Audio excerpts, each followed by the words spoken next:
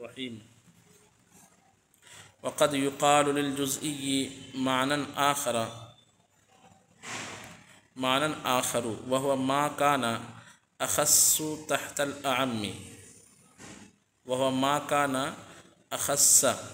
الأعم فالإنسان على هذا التعريف جزئی لدخوله تحت الحيوان وكذا الحيوان لدخوله تحت الجسم النامی وكذا الجسم النامی لدخوله تحت الجسم المطلق وكذا الجسم المطلق لدخوله تحت الجوهر والنسبة بين الجزء الحقيقي وبين هذا الجزء المسمى بالجزء الإضافي عموما وخصوص مطلقا لاجتماعهما في زيد مثلا وصدق الإضافي بدون الحقيقي في الإنسان فإنه جزئي إضافي وليس بجزئي حقيقي لأن صدقه على كثيرين غير ممتنع۔ یہاں تک کہ عبارت میں صاحب کتاب نے اوپر جو جزئی کی تعریف کی تھی کہ جزئی وہ ہے کہ جس کا صدق کثیرین، جس کا نفس تصور وہ مفہوم ہے جو کثیرین پر صادق نہ آئے، جس کا نفس تصور کثیرین پر صادق نہ ہو، جزئی کی یہ تعریف کی گئی تھی۔ لیکن اب کہہ رہے ہیں کہ جزئی کا ایک اور منطقیوں کے نزدیک ایک اور تعریف کی جاتی ہے، ایک اور قسم کی جزئی ہوتی ہے، اور وہ کیا ہوتی ہے، اس کی تعریف کیا ہوتی ہے؟ کہتے ہیں ایک جزئی تو وہ ہے جو آپ نے پیچھے پڑھا کہ جزئی وہ ہے جس کا نفس تصور کثیرین پر صادق نہ آئے، جس کا صدق کثیرین پر نہ ہو، جیسے زید جزئی ہے، ٹھیک ہے، یہ گھوڑا، میرا قلم، میرا گھر، صرف گھر بولیں گے تو یہ کلی ہے، لیکن میرا گھر بول دیا تو وہ گھر متعین مشخص ہو گیا۔ اب میرے گھر کا جو مفہوم ہے وہ کثیر چیز پر صادق نہیں آ رہا، وہ صرف ایک متعین اور مشخص چیز پر صادق آ رہا ہے، اس لیے میرا گھر یہ جو ہے جزئی ہے۔ ایسے ہی بیٹا، ہم نے کہا بیٹا تو یہ کلی ہے، کوئی بھی کسی کا بھی بیٹا ہو سکتا ہے، لیکن جب کہا زید کا بیٹا تو اب زید کا بیٹا جو ہے اس کا نفس تصور کثیرین پر صادق نہیں آئے گا، کوئی نہ کوئی خاص بیٹا مراد ہوگا۔ تو اس طرح کی چیزیں جزئی ہے جس کا نفس تصور کثیرین پر صادق نہیں آتا، یہ ہم نے پیچھے پڑھا۔ لیکن کہتے ہیں کہ ایک اور جزئی کی تعریف کی گئی ہے، وہ کیا ہے؟ وہ یہ ہے کہ جزئی کہتے ہیں اس خاص کو جو عام کے تحت واقع ہو، جزئی کہتے ہیں وہ خاص مفہوم جو عام مفہوم کے تحت واقع ہو۔ سمجھ میں بات آ رہی کچھ؟ جیسے مثال کے طور پر زید، منطقیوں کے نزدیک جو ہے اشیاء کی ترتیب کیا ہے سمجھیے کہ ایک ہے زید، یہ مشخص ہے، بالکل پرٹیکولر ہے، اس کے اوپر ہوتا ہے انسان، یعنی تمام عالم جو ہے سوائے اللہ عالم کی بات ہو رہی ہے نا، عالم ظاہر سی بات اللہ تبارک و تعالی عالم نہیں ہے، تو عالم جو ہے وہ جن چیزوں میں منحصر ہے وہ یہ چیزیں ہیں، اس میں ترتیب یہ ہے کہ سب سے خاص جو ہے وہ زید ہے، زید سے عام جو ہے انسان ہے، انسان سے اوپر جو ہے حیوان ہے، حیوان کے اوپر جسم نامی ہے، جسم نامی کے اوپر جسم مطلق ہے، اور جسم مطلق کے اوپر جوہر ہے، جسم مطلق کے اوپر کیا ہے؟ جوہر ہے، جوہر، جی ہاں۔ جو چیزیں مستقل پائی جاتی ہے، یعنی ہم یوں کہہ سکتے ہیں کہ جس کا وجود خارج میں کسی اور چیز کا محتاج نہ ہو، جو اپنے ہونے میں کسی دوسری چیز کا محتاج نہ ہو، جو خارج میں پائے جانے میں دوسری چیز کا محتاج نہ ہو، یہ جوہر سے لے کر کے زید تک ہے اس کی ترتیب۔ اور جو چیزیں اپنے وجود میں غیر کا محتاج ہوتی ہے، جیسے روشنی اپنے وجود میں کسی نہ کسی چیز کا محتاج ہے، ایسے ہی جو ہے رنگ اپنے وجود میں اس چیز کا محتاج ہے جس میں رنگ موجود ہو، خارج میں الگ سے رنگ نہیں پایا جاتا ہے، رنگ کسی دیوار میں، کسی کپڑے میں، کسی ٹوپی میں، کسی پانی میں، اس میں نظر آتا ہے۔ اسی طریقے سے لمبائی، چوڑائی، یہ چیزیں جو ہے اعراض ہیں۔ تو اشیاء جو ہیں، جو بھی چیزیں ہیں، وہ اس کی دو قسمیں ہوتی ہے، جوہر اور عرض۔ اب جوہر کے نیچے جو ہے جسم مطلق ہے، جسم مطلق کے نیچے جسم نامی، جسم نامی کے نیچے حیوان، حیوان کے نیچے انسان، اور انسان کے نیچے کیا ہے؟ بولیے بولو بھائی۔ کچھ نہیں، کچھ نہیں، زید ہے نا، انسان کا ایک فرد زید ہے نا، جی جی زید، جی۔ تو کلی کی ایک جو اوپر تعریف کی گئی تھی کہ جو مخصوص شے پر دلالت کرے جس کا نفس تصور کثیرن پر صادق نہ آئے، تو زید کا تصور کثیرن پر صادق نہیں آ رہا ہے، یہ جزئی کی یہ تعریف کی گئی تھی، تو زید جزئی ہے۔ لیکن ابھی یہ تعریف کی جا رہی ہے جزئی کی ایک تعریف کہ جزئی وہ ہے جو کسی عام کے تحت، عام کے نیچے، عام کے ضمن میں واقع ہو، عام کا فرد ہو کر واقع ہو۔ تو زید چونکہ انسان کے ضمن میں ہے، انسان کے تحت ہے، اس لیے زید جزئی ہے۔ اور انسان بھی کس کے تحت ہے؟ انسان بھی کس کے تحت ہے؟ زید۔ انسان تحت کا مطلب سمجھتے ہیں؟ حیوان کے تحت۔ انسان زید کے تحت کیسے ہو جائے گا؟ حیوان کے تحت۔ حیوان کے تحت ہے۔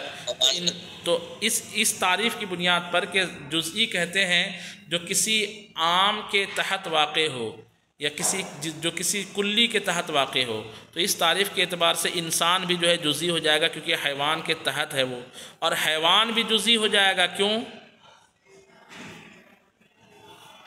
کیونکہ وہ جسم نامی کے تحت واقع ہے، اور جسم نامی بھی جزئی ہو جائے گا۔ کیوں؟ کیونکہ وہ جسم مطلق کے تحت واقع ہے، اور جسم مطلق بھی جزئی ہو جائے گا۔ کیوں؟ جوہر کے تحت واقع ہے، اور جوہر جو ہے جزئی نہیں ہوگا کیونکہ جوہر کسی بھی عموم کے تحت، کسی بھی عام کے تحت واقع نہیں ہے۔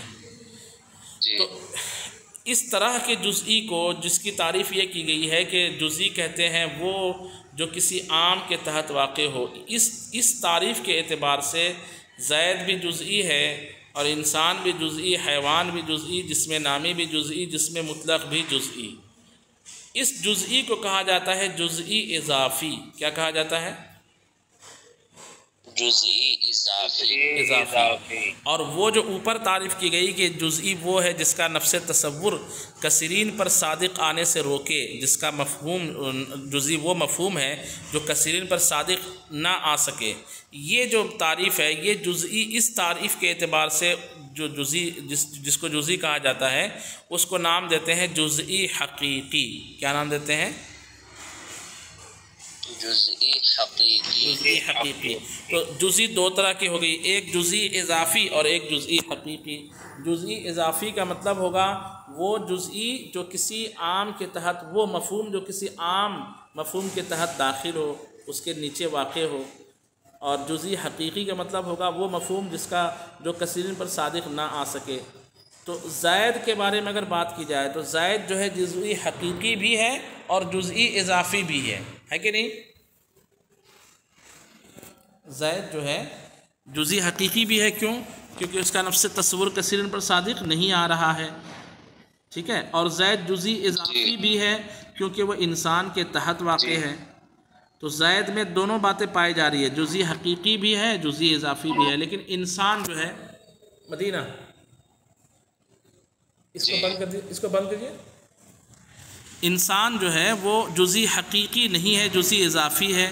جزئی حقیقی اس لیے نہیں ہے کیونکہ جزئی حقیقی ہونے کے لیے ضروری ہے کہ اس کا نفس تصور کثیرین پر صادق نہ آئے، حالانکہ انسان جو ہے اس کا نفس تصور کثیرین پر صادق آتا ہے کہ نہیں آتا ہے؟ جی۔ تو انسان جو ہے جزئی حقیقی نہیں ہے لیکن جزئی اضافی ہے۔ کیوں؟ کیونکہ جزئی اضافی کہتے ہیں جو کسی کلی کے نیچے ہو، اور انسان کس کے نیچے ہے؟ حیوان کے نیچے ہے۔ اس اعتبار سے انسان جزئی اضافی ہے۔ تو اگر اگر یوں پوچھا جائے کہ جزئی حقیقی اور جزئی اضافی یہ جو دو کلی ہے، یہ جو دو مفہوم ہے، اس میں کون سی نسبت ہے؟ جو چار نسبت ہم نے پڑھی، عام خاص مطلق، عام خاص منوجن، تساوی، تباین، تو ہم یہ کہیں گے کہ جزئی حقیقی اور جزئی اضافی میں عام خاص مطلق کی نسبت ہے۔ کس کی نسبت ہے؟ عام خاص مطلق کی نسبت ہے۔ عام خاص مطلق میں کیا ہوتا ہے کہ جو خاص ہوتا ہے وہ عام جو عام ہوتا ہے وہ خاص کے تمام افراد پر صادق آتا ہے، لیکن یہ عام کا صدق جو ہے تمام افراد پر ہوگا خاص کے، لیکن خاص کا صدق عام کے تمام افراد پر نہیں ہوگا۔ یعنی ہم یوں کہہ سکتے ہیں کہ جتنے بھی جزئی حقیقی ہیں، معاف کیجیے، خاص کا صدق جزئی عام پر ہو جائے گا لیکن عام کا صدق جزئی کے کل پر نہیں ہوگا۔ ہم یوں تو کہہ سکتے ہیں کہ جتنے بھی جزئی حقیقی ہے وہ سب کے سب جزئی اضافی ہے. جیسے زید جزئی حقیقی ہے تو اضافی بھی ہے کیونکہ انسان کے تحت ہے. یہ گھوڑا، یہ کاپی، یہ قلم، یہ سب جزئی حقیقی ہے لیکن ساتھ ساتھ جزئی اضافی بھی ہے کیونکہ یہ گھوڑا کے اوپر ہے گھوڑا، اس کے اوپر جو ہے جس میں حیوان ہے، حیوان کے اوپر جس میں نامی، جس میں مطلق اس طرح اوپر ہے، کسی نہ کسی کلی کے تحت ہے. تو جتنے بھی جزئی حقیقی ہے وہ سب کے سب جو ہے جزئی اضافی ہے کیونکہ ہر جزئی حقیقی کسی نہ کسی عام کے تحت واقع ہوتا ہے. لیکن جتنے جزئی اضافی ہے وہ سب کے سب جزئی حقیقی نہیں ہے. جیسے انسان جزئی اضافی ہے انسان، لیکن کیا یہ جزئی حقیقی بھی ہے کیا؟ نہیں ہے. تو جب ایک طرف سے صدق کل ہو اور دوسری طرف سے بعض ہو تو ایسی نسبت کو کہا جاتا ہے نسبت عام خاص مطلق. عام خاص مطلق کی وہاں نسبت ہوگی. خاص کون ہے؟ جزئی حقیقی، اور عام کون ہے؟ جزئی اضافی. یہ ایسا ہی ہے جیسے انسان اور حیوان میں نسبت ہے کہ ہر انسان حیوان تو ہے لیکن ہر حیوان انسان نہیں ہے، بلکہ بعض حیوان انسان ہے، بعض حیوان غیر انسان ہے. تو جو عام خاص مطلق میں جو مادے پائے جاتے ہیں نا، دو مادے ہوتے ہیں عام خاص مطلق کے، ایک مادہ اجتماع کا، ایک مادہ افتراق کا. اجتماع کا مادہ کا مطلب یہ ہوگا کہ جہاں جزئی حقیقی اور جزئی اضافی دونوں جمع ہو سکے، یعنی کوئی ایسی مثال کہ جہاں جزئی حقیقی اور جزئی اضافی دونوں جمع ہو جائیں گے. عام خاص مطلق کی پہچان یہ ہے، پہچان بتا رہا ہوں، کہ اس میں دو مادے ہوتے ہیں، ایک مادہ اجتماع کا ہوتا ہے، ایک مادہ افتراق کا. اجتماع کا مطلب یہ ہوگا کہ کوئی ایسی مثال عام خاص مطلق کی مل جائے گی آپ کو کہ جہاں دونوں کلی جمع ہو جائے. جیسے زید میں دونوں کلی جمع ہو رہی ہے کہ زید جزئی حقیقی بھی ہے اور زید جزئی اضافی بھی ہے، یہاں دونوں جمع ہیں. اور کیا بولتے ہیں، انسان میں صرف ایک چیز ہے، جزئی اضافی ہے لیکن جزئی حقیقی نہیں ہے. تو انسان میں افتراق کا مادہ پایا گیا اور زید میں اجتماع کا مادہ پایا گیا. تو دو مادہ جہاں پایا جائے، ایک جگہ اجتماع کا، دوسری جگہ افتراق کا، وہاں نسبت ہوتی ہے عام خاص مطلق کی. اس لیے ہم یہ کہہ سکتے ہیں کہ جزئی حقیقی اور جزئی اضافی کے درمیان عام خاص مطلق کی نسبت ہے. اس کا آسان مطلب یہ ہوگا کہ ہر جزئی حقیقی یہ جزئی اضافی تو ہے لیکن ہر جزئی اضافی جزئی حقیقی نہیں ہے. دیکھیں ترجمہ، کہتے فصل وقد یقال للجزئی معنی آخر، اور کبھی جزئی کے لیے ایک دوسرا معنی بھی بولا جاتا ہے، وہو ما کان اخص تحت الاعم، اور دوسرا معنی یہ ہے کہ جو کسی عام کے تحت خاص ہو کر واقع ہو، جو کسی عام کے تحت خاص ہو. فالانسان علی ھذا التعریف جزئی، تو انسان اس تعریف کی بنیاد پر جزئی ہے، لدخولہ تحت الحیوان، کیونکہ وہ حیوان کے تحت داخل ہے.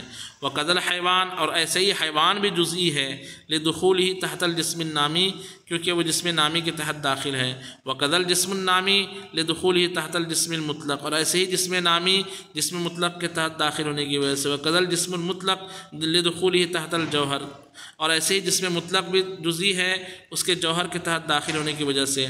والنسبۃ بین الجزء الحقیقی وبین ھذا الجزئی المسمى بالجزء الاضافی عموما وخصوصا مطلقا، اور جزئی حقیقی کے درمیان اور اس جزئی کے درمیان جس کو نام دیا جاتا ہے جزئی اضافی، عموم خصوص مطلق کی نسبت ہے. کیسے؟ لاجتماعہما فی زید مثلا، کہ مثال کے طور پر وہ زید میں دونوں اکٹھے ہیں، لاجتماعہما دونوں کے اجتماع ہونے کی وجہ سے، فی زید زید میں، کہ زید جزئی حقیقی بھی ہے جزئی اضافی بھی ہے، دونوں اکٹھے ہیں. وصدق الاضافی بدون الحقیقی فی الانسان، وصدق الاضافی بدون الحقیقی فی الانسان، اور اضافی کا بغیر حقیقی کے صادق آنے کی وجہ سے انسان میں، کہ انسان پر اضافی جزئی اضافی کا صدق تو ہو رہا ہے، انسان جزئی اضافی تو ہے لیکن حقیقی نہیں ہے. فإنہ جزئی اضافی، اس لیے کہ انسان جزئی اضافی ہے، ولیس بجزئی حقیقی، لیکن جزئی حقیقی نہیں ہے. کیوں؟ لأن صدقہ علی کثیرین غیر ممتنع، اس لیے کہ انسان کا کثیرین پر صادق آنا ممتنع ہے. معاف کیجئے، لأن صدقہ علی کثیرین غیر ممتنع، اس لیے کہ جزئی حقیقی کہتے ہیں جس کا صدق کثیرین پر ممتنع ہو، اور یہاں پر انسان کا صدق کثیرین پر ممتنع نہیں ہے، یعنی محال نہیں ہے بلکہ ممکن ہے، صادق ہو رہا ہے. اس لیے کہ اس کا صدق یعنی انسان کا نفس تصور، انسان کا صدق جو ہے کثیرین پر غیر ممتنع ہے، یعنی ممتنع نہیں ہے، صادق آ رہا ہے مطلب۔ جی استاد۔ چلیں بس یہ تک رہنے دیجیے۔ صلو علی الحبیب صلی اللہ تعالی علیہ